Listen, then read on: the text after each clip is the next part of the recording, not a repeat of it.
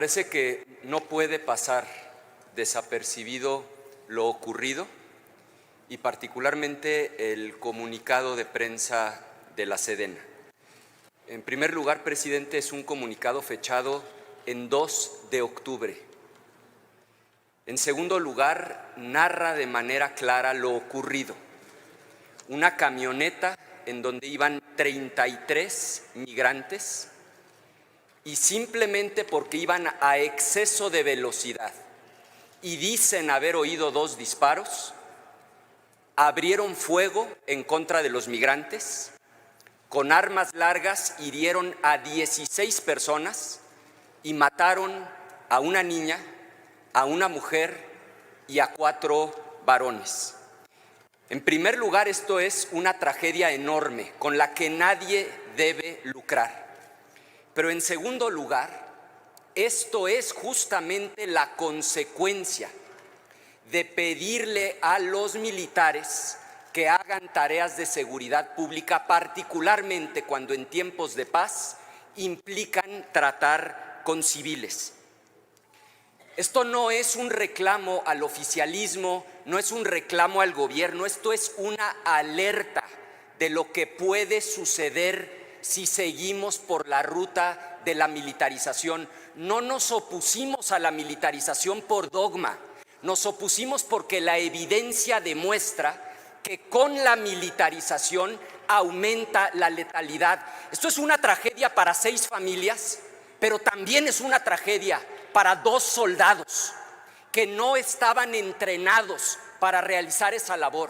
Entonces, venir a decirnos que ya no va a haber impunidad y que se van a ir con todo en contra de los soldados no es la respuesta que México está esperando. Culmine su intervención, Esta es senador. la consecuencia de pedirle a las Fuerzas Armadas que hagan labores que no les corresponden y que debieran corresponder a civiles. Les pido a los integrantes de la mayoría que no lo tomen como un reclamo, sino como un llamado a que podamos abrir esta discusión con enorme responsabilidad. Es cuanto, presidente. A ver, el Grupo Parlamentario de Acción Nacional tenía oportunidad, tanto en la Junta de Coordinación Política como en la mesa directiva, de pedir que este tema se abordara en la agenda política. No lo solicitó así. Me parece, yo di el uso de la palabra, pero francamente me parece incorrecto abrir un debate sobre este tema sin haberlo solicitado, porque yo en lo personal no comparto las aseveraciones que aquí se han hecho. Hubo gobiernos que militarizaron verdaderamente el país, que bañaron en sangre, que asesinaron a civiles en retenes militares, y ha sido a partir de nuestros gobiernos que se les dio un marco constitucional. Por supuesto que es gravísimo lo que ha sucedido, por supuesto que se deben hacer las investigaciones correspondientes, hemos brindado un minuto de silencio, pero me parece que si se quiere abordar este tema en la agenda política, hay que incluirlo en la agenda política y abordarlo con toda seriedad. Lo que no debe hacerse es abordarlo de esta manera. Así es que pido a los grupos parlamentarios que me notifiquen si están de acuerdo en que abordemos en la agenda política este tema, después de desahogar algunos puntos, y con mucho gusto esta mesa directiva lo integra para su discusión. Luis Donaldo Colosio Riojas, por el Grupo Parlamentario de Movimiento Ciudadano.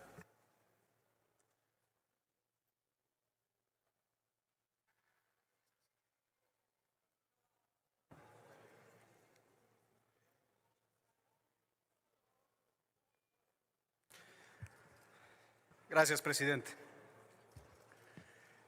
El día de hoy recordamos y honramos a quien humildemente se llamó a sí mismo siervo de la nación, José María Morelos y Pavón, que en él reivindicamos esta fidelidad a su sencillez como uno de los grandes forjadores de nuestra patria, como símbolo vivo de los paradigmas que nos deben de seguir guiando en la construcción del México que queremos y necesitamos. Morelos fue un libertario adelantado a su tiempo, un hombre de acción, un hombre de pensamiento profundo, un líder militar y popular que soñó con una nación libre, justa y soberana, y cuya lucha sigue resonando en los retos que enfrentamos todos los días y que vemos amenazadas en conquistas y derechos. Morelos fue uno de los verdaderos arquitectos de un proyecto de nación libertario, pues en sus sentimientos de la nación plasmó una visión clara y contundente de lo que México debía ser. Un país donde la soberanía residiera en el pueblo y donde la igualdad de derechos fuera una realidad para todas las personas. Su lucha incansable por establecer un Estado de Derecho en el que se aboliera la esclavitud, el maltrato, la explotación, vislumbraba también una idea revolucionaria para la época. Y hoy, 2 siglos después, esos ideales nos siguen llamando a la reflexión y a la acción. Morelos, desde su humildad como sacerdote, entendió la lucha por la independencia, no solo como una manera de expulsar a un régimen colonial, sino como una cruzada para transformar de cajón, desde su raíz, la estructura misma de una incipiente sociedad ya de por sí profundamente desigual. Su convicción por la justicia social se tradujo en la búsqueda de la erradicación de toda forma de esclavitud, de toda forma de opresión y en defender con firmeza los más vulnerables de nosotros. Nos enseñó que un país no puede considerarse libre si persiste en las cadenas de la pobreza, de la opresión, de la marginación. Y también entendía la importancia de un gobierno justo, de un Estado que se rija por las leyes claras, por leyes justas, en donde los gobernantes estén siempre al servicio del pueblo y nunca de intereses particulares. Hoy, compañeras y compañeros, hoy más que nunca, tenemos la responsabilidad de luchar en contra de la corrupción y de los malos gobiernos. Tenemos la responsabilidad de garantizar que las personas sean el eje de todas nuestras instituciones, de trabajar para construir un Estado verdaderamente democrático, donde el poder público esté siempre al servicio de toda la gente.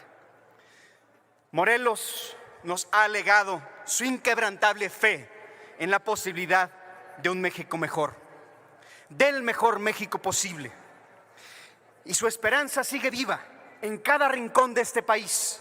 Hoy, cuando estamos enfrentando los enormes desafíos que tenemos como nación, la violencia, la pobreza, crisis ambiental, adicciones, cientos de miles de familias dolidas por inseguridad y desintegración familiar.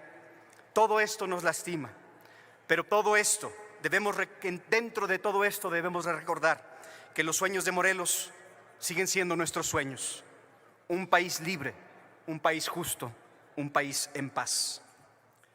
La soberanía, nos dijo Morelos, quiere depositarla en sus representantes, dividiendo los poderes de ella en legislativo, ejecutivo y judiciario, que deben de ser sabios y de probidad.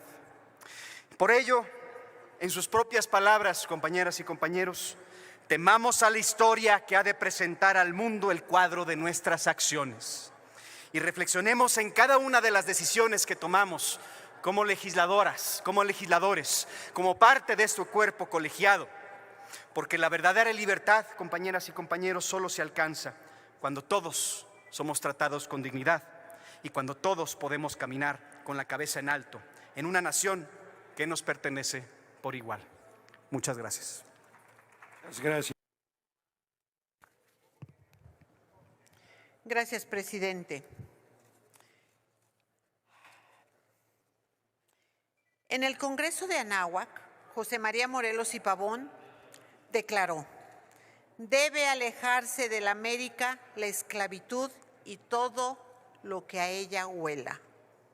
En 1813, José María Morelos vislumbró un México libre y justo, al declarar la abolición de la esclavitud para todos los que habían sido juzgados. Acto que cimentó la lucha por los derechos humanos y la igualdad en nuestro país. El 5 de octubre se conmemora el aniversario que, más que una gesta heroica, marcó un antes y un después en nuestra historia.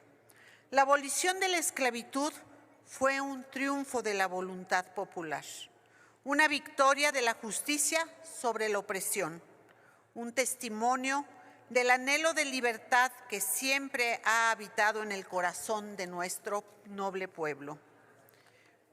Ese fue el primer paso hacia la construcción de una sociedad más incluyente. En ese día, el generalísimo José María Morelos y Pavón, con una visión clara y política, promulgó el decreto que abolió la esclavitud en nuestro territorio. Este acto fue un grito de libertad que resonó en cada rincón de nuestra tierra. La conquista de América trajo como consecuencia el saqueo y también la explotación y la esclavitud. La esclavitud de la población africana, arrancada vilmente de sus tierras, traídos a América con el vil propósito de ser vendidos para realizar tareas forzosas que enriquecieran a unos cuantos. Con el paso del tiempo, esa población ya liberada se convirtió en parte de nuestros pueblos originarios y se convirtió también en mucha de la riqueza que hoy tenemos gracias a ellos y que con la reforma que mandó nuestro querido presidente Andrés Manuel López Obrador, convirtió a todos esos pueblos originarios de origen africano en sujetos de derecho. Al conmemorar este hito histórico, reafirmamos nuestra comprensión con los valores de libertad, de igualdad, de fraternidad que inspiraron a nuestros antepasados. El Partido del Trabajo honra la memoria de los que lucharon y sacrificaron todo por un México más justo. El legado de Morelos nos invita a reflexionar sobre el México que heredaremos a futuras generaciones. Sigamos construyendo un país donde la justicia social sea una realidad palpable y la igualdad una garantía para todas y todos. Hoy, todas y todos debemos trabajar de la mano para construir una sociedad donde todos los mexicanos tengan las mismas oportunidades. La abolición de la esclavitud nos recuerda que el progreso es posible cuando nos unimos en torno a ideales comunes. Que viva la libertad, que viva la igualdad, que viva la fraternidad, que viva México. Muchas gracias, senadora Jacob Ponesco Gurwitz.